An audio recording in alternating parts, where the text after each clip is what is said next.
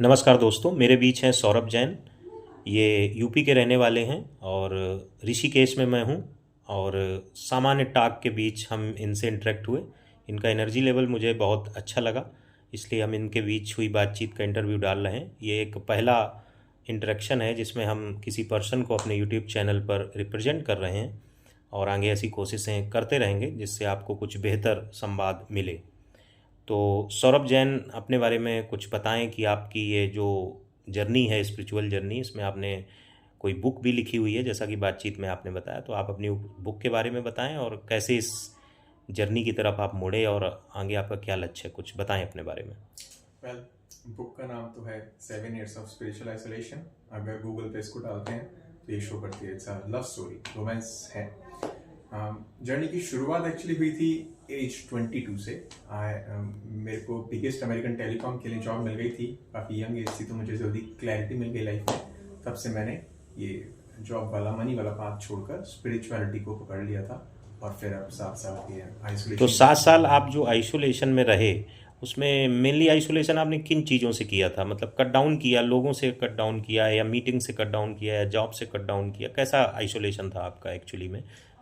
Purpose था spirituality को अपनी लाइफ की प्रायोरिटी देना। अच्छा तो अच्छा। स्पिरिचुअलिटी में मेन चीज़ थी मेडिटेशंस की हैबिट को डेवलप करना।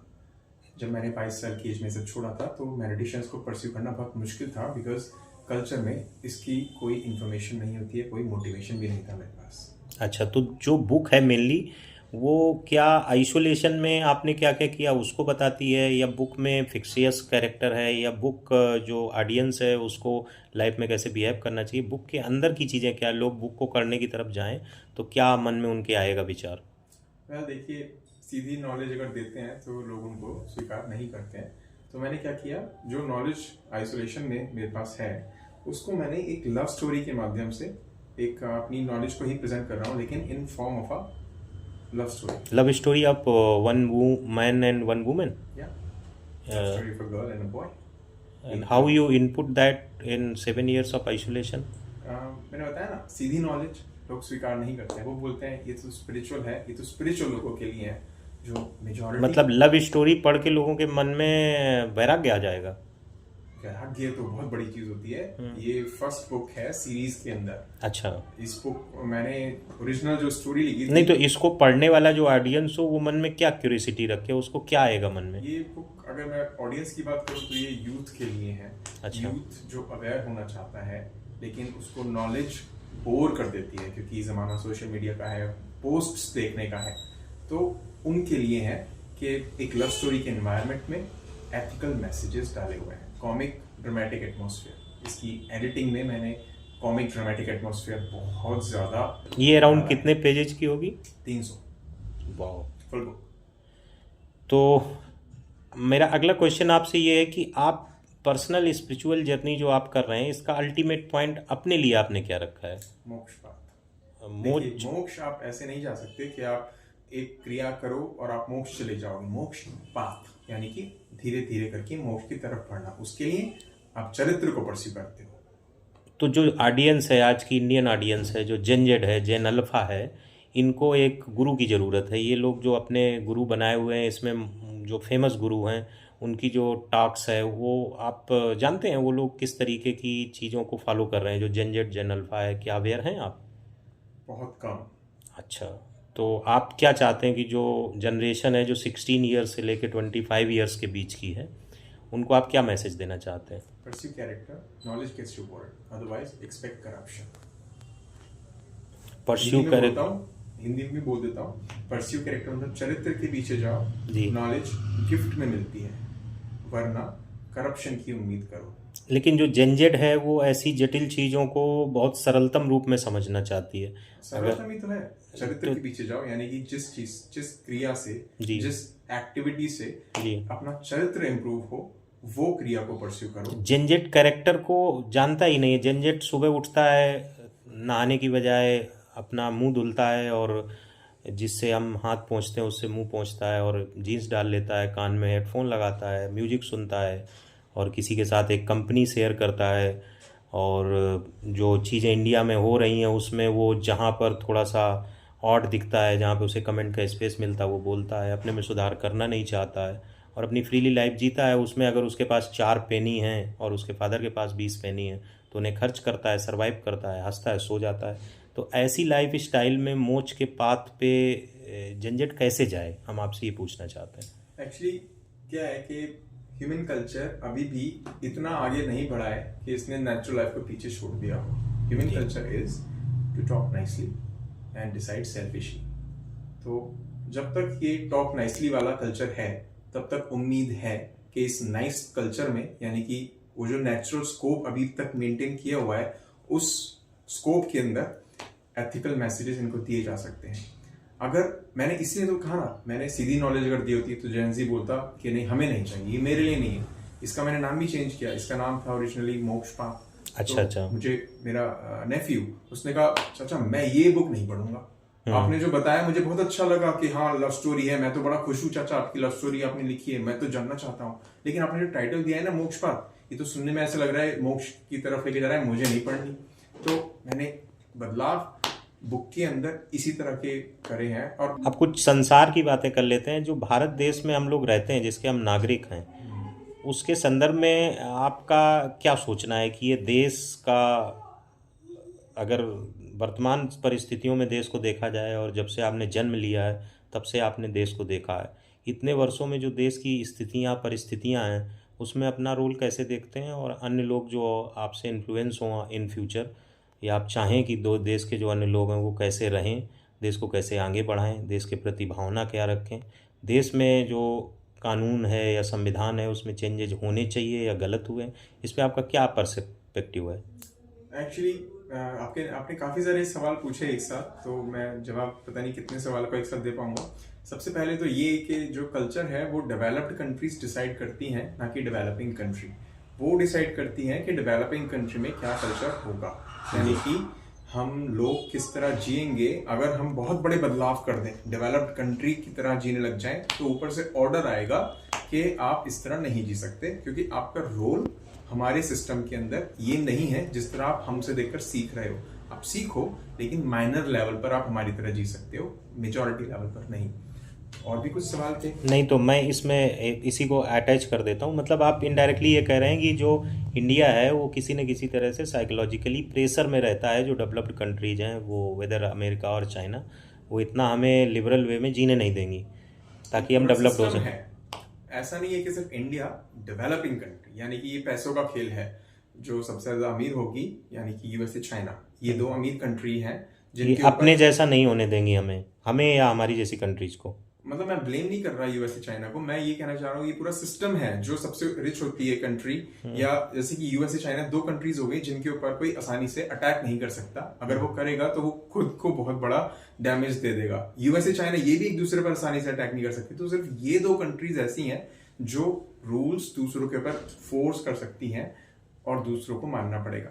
तो मैं ये कहना चाह रहा हूँ सिस्टम के हिसाब से चलती है दुनिया, कॉलोनाइज्ड वर्ल्ड, इट्स अ तो कॉलोनाइज्ड वर्ल्ड। भारत हमेशा डेवलपिंग कंट्रीज की ही लिस्ट में रहेगा, डेवलप नहीं हो पाएगा क्या। नहीं नहीं, ऐसी बात नहीं है, कैसी बात कर रहे हो आप। अगर सही दिशा दी जाए तो कोई भी जगह किसी तरह के बदलाव कर सकती है, यहाँ से यहाँ पहुंच सकती है, यहाँ से यहाँ पहुंच सकती है।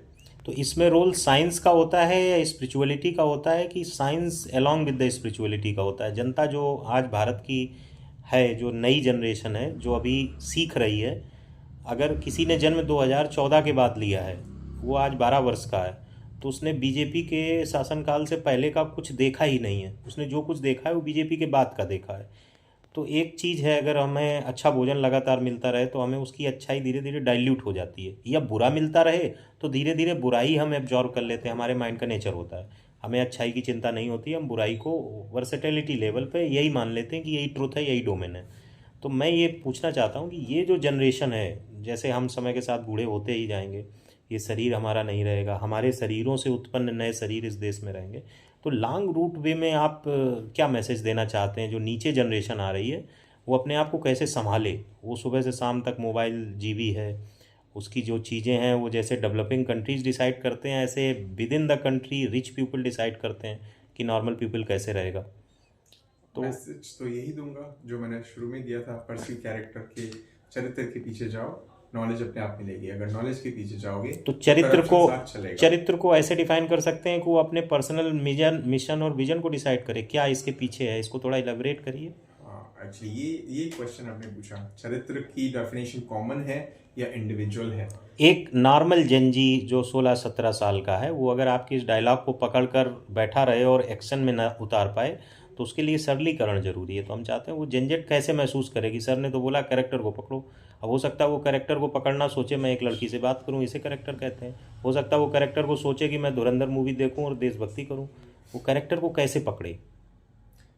हाँ एक्चुअली ओके, इसका आंसर मैं तो पर्सनली कैरेक्टर को परस्यू करने का मतलब मानता हूँ मेडिटेशंस। लेकिन मेडिटेशंस जो है वो हमारी कोर वैल्यूज़ को चेंज नहीं करते। अगर मेरी कोर वैल्यूज़ करप्ट हैं तो मेडिटेशन उन वैल्यूज़ को चेंज करके क्लीन नहीं करेगा। मेडिटेशन सिर्फ इतना करेगा कि मेरी जो कोर वैल्यूज़ हैं उसमें मुझे स्टेबिलिटी देगा, कि मुझे ऐसा नहीं फील होगा कि ये मैं मेंटेन नहीं कर पा रहा हूँ, तो मैं उन वैल्यूज़ को छोड़ दूंगा धीरे धीरे। तो मेडिटेशन मुझे स्ट्रेंथ देगा। तो मेडिटेशन एक तरीका है कैरेक्टर को इम्प्रूव करने का, लेकिन मेन चीज़ मेडिटेशन नहीं है कैरेक्टर को इम्प्रूव करने के लिए। कैरेक्टर मतलब सच की तरफ पढ़ना। सत्य किस रेफरेंस में? जो बच्चे हैं आज के, जब हम पढ़ाते हैं उन्हें तो हमसे जो क्वेरी करते हैं वो उनकी क्वेरी होती है क्वेश्चन का अंतरिम या इंटरनल पॉइंट पहुंचना। वो जानना चाहते हैं कि हम ऐसे ना रह जाएं कि हम क्वेश्चन में ही उलझे रह गए, हम समझ नहीं पाए। हम ये पूछना चाहते हैं कि अगर कोई डेली लाइफ में व्यक्ति है जो चाहता है आपकी इस लाइन को पकड़े कि कैरेक्टर को पकड़ो तो सब कुछ हो जाएगा, तो वो अपना जीवन में क्या बदलाव करे। वो सुबह उठे, अगर बैठ जाए मेडिटेशन के लिए, तो मेडिटेशन में भी इतनी फॉल्सनेस है सोशल मीडिया पे। कुछ लोग कहते हैं माथे पर केंद्र बिंदु ध्यान रखो, कुछ लोग कहते हैं सांस पर ध्यान रखो, कुछ लोग कहते हैं थॉटलेस जोन में चले जाओ। वो स्वयं थॉटलेस नहीं है जो दूसरों को थॉटलेस जोन में जाने को कहते हैं। तो ये जो स्कैम है एक मेडिटेशन के नाम पर, इस पे थोड़ा हम आपका पॉइंट ऑफ व्यू जानना चाहते हैं। और कैरेक्टर का जो रूट है, आप जो अंदर से महसूस करते हो, वो जनरल जनता जो ऑडियंस है वो कनेक्ट कर पाए तो वो बुक की तरफ भी जाएगी और आपको सुनना भी चाहेगी, और ये दोनों लोगों के लिए अच्छा होगा मेरे हिसाब से। आपने एक सवाल पूछा कैरेक्टर वाला कि उसके लिए सीधा आंसर दो, वो सवाल थोड़ा मुश्किल है, उसको सवाल को भी पेंडिंग रखते हैं। आपने फिर दूसरा कहा मेडिटेशन वाला सवाल। तो मेरा जो पर्सनल मेडिटेशन है वो ये है कि मुझे कोई पावर नहीं चाहिए मेडिटेशन से भी। ह्यूमन कल्चर ये है कि हर पावरफुल चीज़ को आइडियलाइज कर देता है। शुरू में एक कल्चर आता है, उसके ऊपर इन्वेस्ट कर देते हैं रिच लोग, और वही कल्चर धीरे धीरे बन जाता है। ठीक है, तो मेडिटेशंस में पावर नहीं ढूंढनी है। Meditation is for piece, breathe in breathe out. कोई इच्छा नहीं करनी है। मोक्ष, मैं जानता हूँ कि मैं मोक्ष के लिए कर रहा हूँ ये सब, ये मैं जानता हूँ, लेकिन मेडिटेशंस के दौरान मेरी प्राथमिकता मोक्ष पाना नहीं होती है। मेरी प्राथमिकता होती है पीसफुल रहना, inner peace. Breathe in breathe out, breathe in breathe out. कोई चक्कर पे ध्यान नहीं देता हूँ मैं ऋषिकेश में खड़ा था ब्रिज पर, तब ये जो होस्ट हैं आपके, इन्होंने मुझे देखा और वहां से इंटरेक्शन शुरू हुआ। तो ये 7 Years of Spiritual Isolation book का नाम, और long meditations, eat once a day, then wrote a book, love story. तो ये कॉन्सेप्ट जो है थोड़ा कॉम्प्लिकेटेड है। स्पिरिचुअल पर्सन लव स्टोरी लिख रहा है, ठीक है। एक स्पिरिचुअल की जो लाइफ है ना, मैं ये पोस्टर लेके था तो मुझे एक व्यक्ति ने 100 रुपए दिए। अच्छा, मैंने लिए नहीं, मतलब ही ऑफर्ड, बेगर हूँ। ही ऑफर्ड। हाँ, उसने अपनी बच्ची को भेजा 100 रुपए देकर। तो फिर उसको मैंने एक्सप्लेन किया तो वो बोले अच्छा मैं क्या करूँ, अच्छा मैं खरीदूंगा। मुझे पता है नहीं खरीदेगा बंदा, वो इंग्लिश की बुक है, लेकिन उसको लगा मैं बेगर हूँ। तो ये जो मैसेज है ना, इससे लगता है लोगों को ये लगता है, तो my position, my role in this world is of a beggar. अगर मुझे कुछ अपना स्पिरिचुअल जर्नी से वर्ल्ड को इन्फ्लुएंस करना है ना, तो मुझे एक प्रोडक्ट के साथ आना पड़ेगा। तो एक्चुअली में जो हमारी मास पॉपुलेशन है वो ज़्यादातर इस बात को ओवर द ईयर महसूस कर गई कि जो चीज़ें होती हैं वो पैसे के लेन देन पर ही निर्भर है, रूट जोन में वही रहता है, तो उसी को वो मान लेती हैं। जबकि हो सकता है बहुत सारे लोग जो एजुकेटेड हैं, जो वैसे हैं, वो पैसे को चूंकि नीड रहती है, बॉडी को चलाना है, चूंकि नीड रहती है, तो वो पैसे को प्राथमिकता तो देते हैं लेकिन प्राथमिक नहीं रखते हैं। और ये बात समझने में समय लगेगा भारत को और भारत के लोगों को कि पैसा प्राथमिकता में है, लेकिन प्राथमिक अगर रखेंगे तो जो ज़रूरी प्राथमिकताएं हैं वो पीछे रह जाएंगी।